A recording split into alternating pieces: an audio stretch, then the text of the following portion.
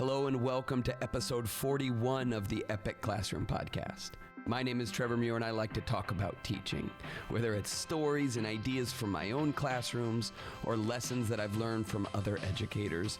I just love to explore ways to help students grow and thrive in school, but also for their educators to thrive as well. And so that's what this podcast is. Whatever you teach or however you serve in schools, how can you lead a more impactful, dynamic, meaningful, and epic classroom?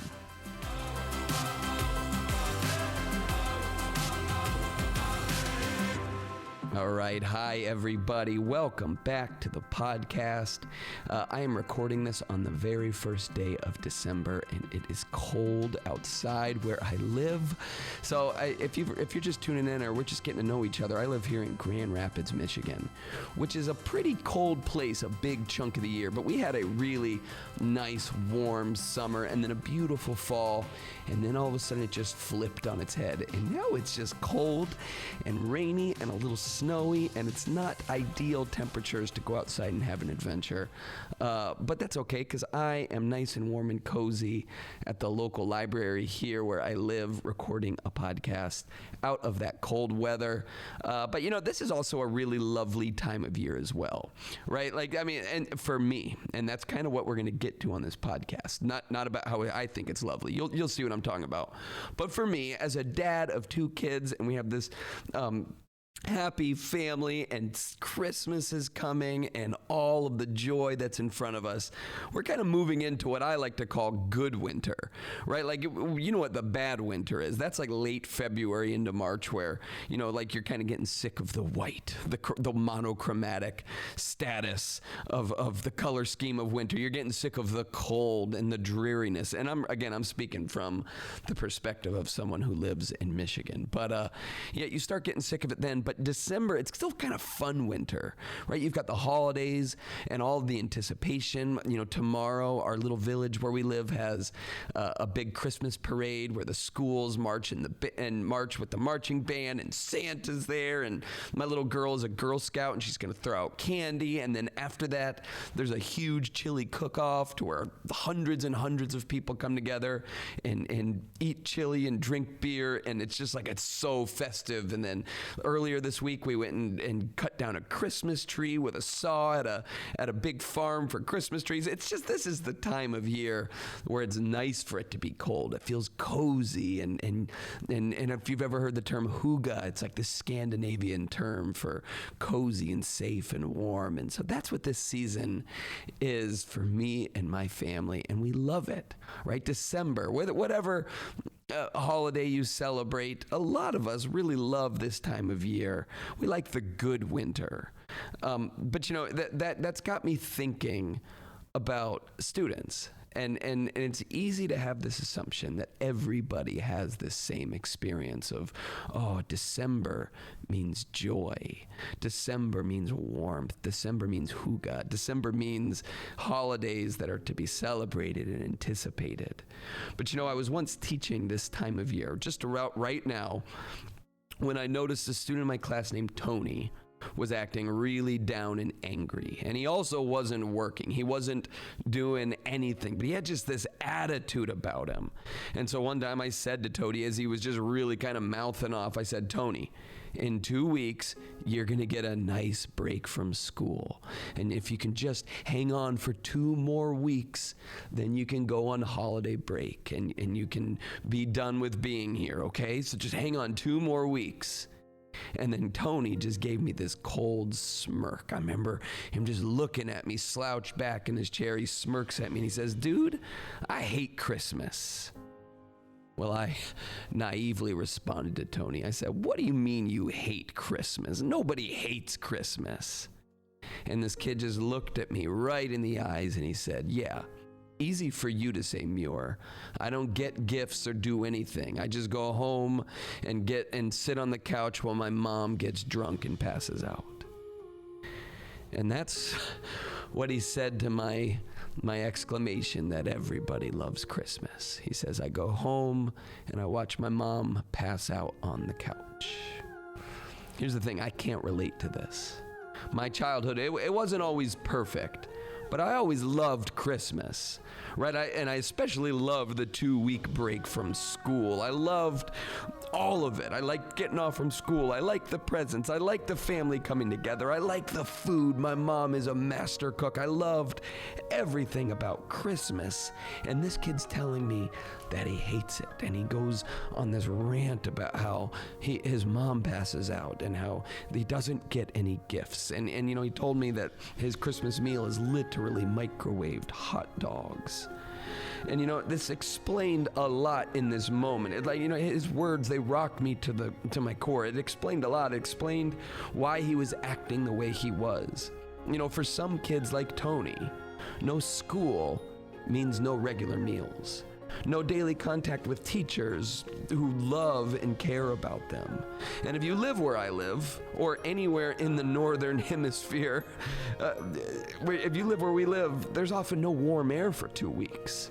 And so when the last day before holiday break came, my heart was broken for this kid as I saw how much it affected him, the thought of leaving school for 2 weeks, not having warm air, not having a full belly, not having teachers and people who surround him and give him this sense of stability. As I'm saying this, I'm thinking about it right now. There's this reality that is so glaring in front of me as I think about this kid, Tony, in that moment where I realize not every kid loves Christmas. Not every kid looks forward to the holidays.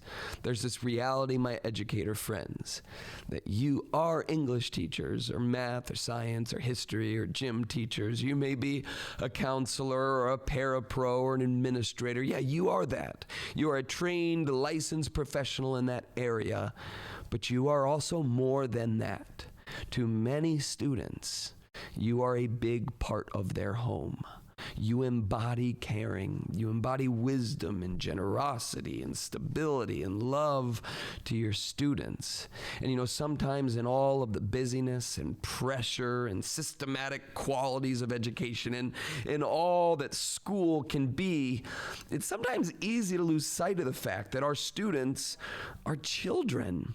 And children need nurturing. And many of them rely on the nurturing that they receive from you and the nurturing that they receive in school. This isn't to say they don't get it at home in some way, shape, or form, but there is a reality that not every student gets what they need outside of school. And so if they are not getting it at home, and they don't get it at school, does this mean we have a bunch of kids who are not being cared for, not getting wisdom, not getting generosity and stability, not receiving love? It's like, yeah, that is the reality for some of our students. And we don't necessarily know who those students are, and I don't even think it's fair to make judgments on what they receive or don't receive at home. But when I had this interaction with Tony and listening to him and then getting to know him more, and if I had more time, I could tell you about all of the different interactions that came once I got to know more about Tony and the life that he lives. It's quite apparent that many students are lacking this care that they need. And so kids need school. And some of them need it even more than others. They need you, right? I guess that's what I'm getting at here, is we have to realize the monumental role we play in our students' lives. And again, it's easy to lose track of that. It's easy to lose track of how important you are. And this isn't about putting pressure on you, like, hey, you need to be everything for every student. That's not within our capacity, and that's not what I'm trying to say. It's instead realizing that those little things you do in your work actually mean a lot to our students. Just even the system things, the fact that, the breakfasts and lunches that schools provide kids often mean regular meals for students. The warm air that is pumped out of school furnaces mean a lot to our students. You greeting students at the door and sharing some joy and love with them means a lot to our students. And so we just have to be aware of that. And it makes sense why students might feel this deep anxiety at the thought of being away for a period of time as break approaches. It also explains why there's a lot of negative behavior this time of year in the weeks leading up to the holidays. I remember I used to think that like, oh yeah, all of the, the acting out you'd see from students is because they're just so excited about going on holiday break. They're excited to going on a ski trip or getting to open presents or be out of school. And that's where all of this out of hand behavior is. But then when you're a teacher for a while, you start realizing, oh no, that's not what it is for a lot of our students. A lot of them are feeling this anxiety, and they exhibit that anxiety through negative behavior. Remember, I've said it before on the podcast, behavior is a form of communication. When students are acting positively and they're doing the things you want them to do, they're usually communicating some stability in their life, that they are content and joyful or happy, and so therefore their behavior reflects that. And vice versa, when we see negative behavior, that's often communicating that there is a lack of stability or a lack of control or heightened anxiety or heightened sadness or depression, and so therefore it manifests itself in the classroom. And so we have to be aware of this. And I'm not saying that we have to ignore the negative behavior. I'm not saying we just have to let negative behavior slide, but I do think in times like these, especially the more we become aware of it, that we have to draw from our deepest empathy. I think it's in moments like these that we need to find extra grace to give to our students, knowing that there is more beneath the surface, that their behavior is communicating something. And maybe this just comes in the form of having a little extra patience. And I know that's a tall ask at times, especially when we're out of energy this time of year. But maybe it's just, and when I say patience, it doesn't mean, oh yeah, you're allowed to just act out of, you're allowed to just act out or be disruptive. No, that's actually not helpful for the student, and it's not actually helpful for the rest of the class either. But maybe it's spending a little extra time with those students who are feeling this anxiety because of some of these reasons. Maybe it's giving a little bit more positive affirmation this time of year. Maybe we can design more activities that are intentionally about, strengthening your class community, creating a sense of warmth and joy for those students, letting them know that, hey, I can't speak to your life outside of school, and it's not my job to, but I can make sure that when you are here, especially now, you are going to feel warm and you're going to feel part of something. You're going to feel part of a community.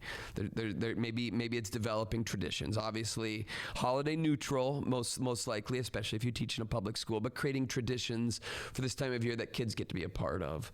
But then as we talk about sensitivity to holidays, that's a whole conversation that we can have maybe some other time, but maybe being sensitive to our students' experiences. And so maybe instead of saying, hey, what is everybody going to do over the holidays, knowing that some kids are going to be like, I'm going skiing, or I can't wait to open presents, or I can't wait to be with my whole family, knowing that that's not necessarily the reality for all of your students. Maybe instead asking, hey, what do you like to do over the holiday? Or do you have any good memories that you like to share? Or what traditions do you have? Or maybe just asking, hey, what do you like about our class this time of year? Maybe just being a little sensitive to that, because I've also learned, and this is just out of my own ignorance, but when asking questions like, what are you excited about over the holiday?